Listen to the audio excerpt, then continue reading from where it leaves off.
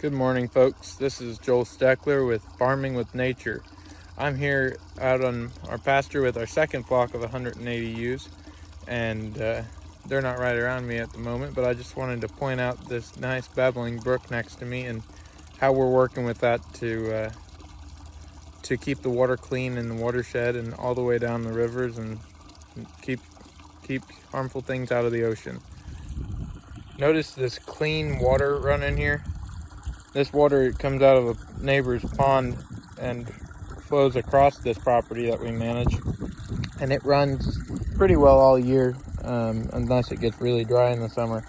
And I just wanted to point out all of the vegetation along the banks and how there's just so much growing here that it filters the water as it passes through.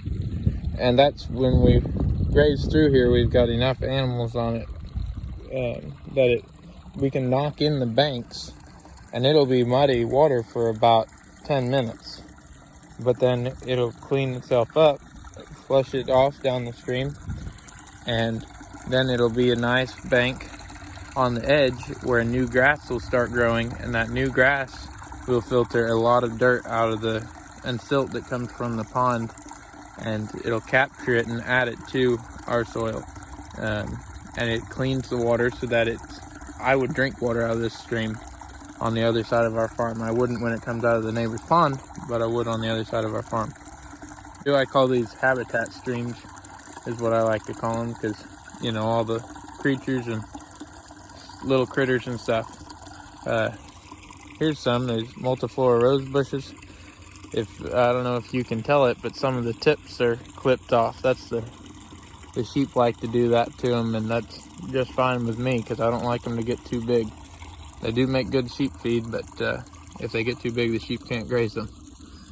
Look at all these little pieces of grass coming up through here. All these nice blades, like here. That's coming up through all this old stockpile. If we pull that back, we've got moist dirt underneath there, and that's what we're looking for, because it's, you know, the top here is dried off from the sun, but keeps the ground nice and moist and a good place for new little seedlings to come up, and that's what we're looking for.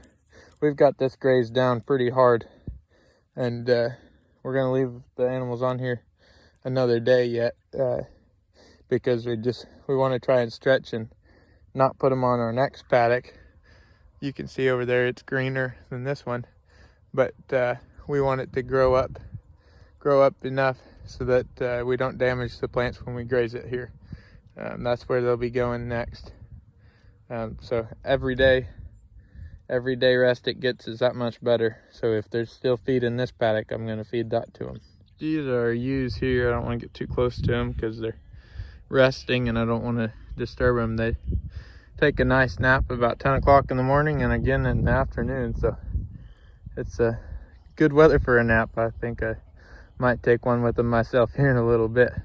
This is on one of our farms that we grazed real hard with the sheep last fall and into the winter, and it's coming back green, but there's basically all new plants.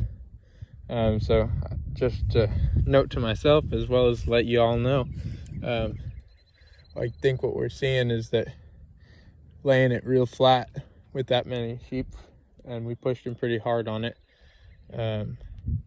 Basically it just makes it creates a seed bed, just like if you spread straw out, you know, like they do on interstate banks and such, and after a while it'll come back in a great stand of very good grass, but it seems to be taking off a lot slower in the spring here.